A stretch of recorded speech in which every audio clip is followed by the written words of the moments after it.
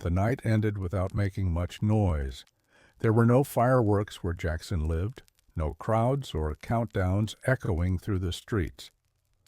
When the year changed, it did so quietly, slipping past some time while most people were asleep. Jackson woke just after dawn. For a moment he stayed where he was, staring at the ceiling as light slowly crept into his room.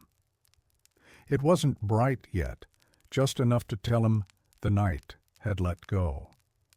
The house was still quiet, the kind of quiet that only happened when no one was in a rush to be anywhere. He checked his phone out of habit, then set it back down without opening anything. There were no messages waiting, no reason to scroll. That felt unusual. Jackson swung his legs off the bed and sat there for a moment longer than he usually would. He wasn't tired exactly, just not ready to move too fast. The floor was cold under his feet as he crossed the room and looked out the window. The street below looked unchanged. The same parked cars, the same stretch of sidewalk, the same bare trees standing against the pale sky. But something about it felt reset, as if the scene had been gently rearranged overnight.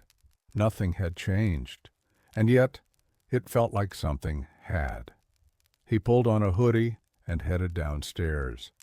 The kitchen was dim, lit only by the early morning light coming through the window. He poured himself a glass of water and leaned against the counter, listening to the soft sounds of the house settling. It was the first morning of the new year. That thought landed slowly. Jackson didn't usually think much about years starting or ending. Time mostly felt like something that moved on its own, whether he paid attention to it or not. But this morning felt different, less busy, less crowded with expectations. School was still out for a few more days. Practices wouldn't start again until next week. There was nothing pulling at him yet. He grabbed his jacket and stepped outside. The air was cold enough to wake him up fully. His breath showed briefly before disappearing. The neighborhood was quiet, the kind of quiet that made even small sounds noticeable. His shoes on the pavement, a car door closing somewhere far off, a bird calling once and then stopping. Jackson walked without a plan, following the route he'd taken 100 times before. At the end of the street he hesitated, then turned toward the park. The path through it was pale with frost, the grass stiff and sparkling in the early light. Trees lined the walkway, their branches thin and still. Everything looked paused, as if the day hadn't quite decided to begin yet. Near the center of the park, Jackson stopped at a bench and sat down. He didn't usually sit there. Most days he passed it without thinking.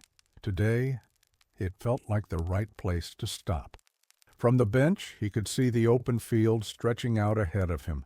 No footprints yet, no signs of movement, just space.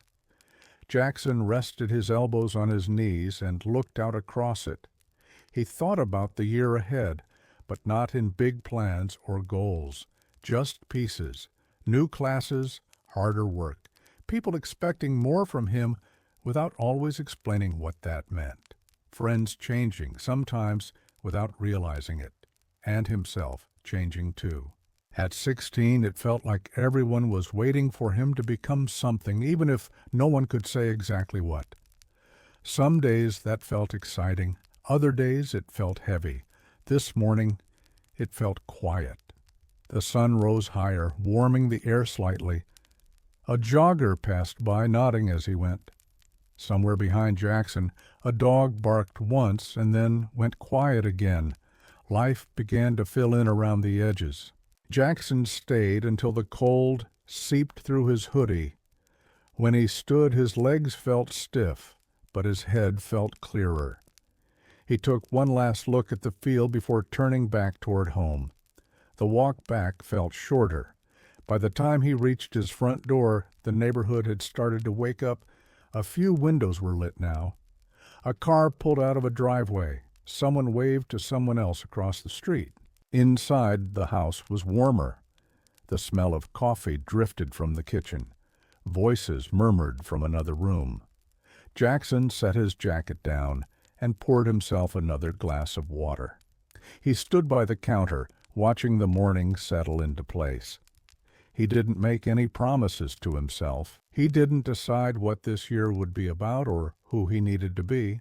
He just stood there, present in the first hours of it, carrying everything that had come before without being asked to explain it. There would be time for effort later, for direction, for answers. For now, it was enough to notice that he was here, standing in the space between years, not pushed forward yet, not pulled back either. The day stretched ahead, ordinary and open, and for the moment that was enough.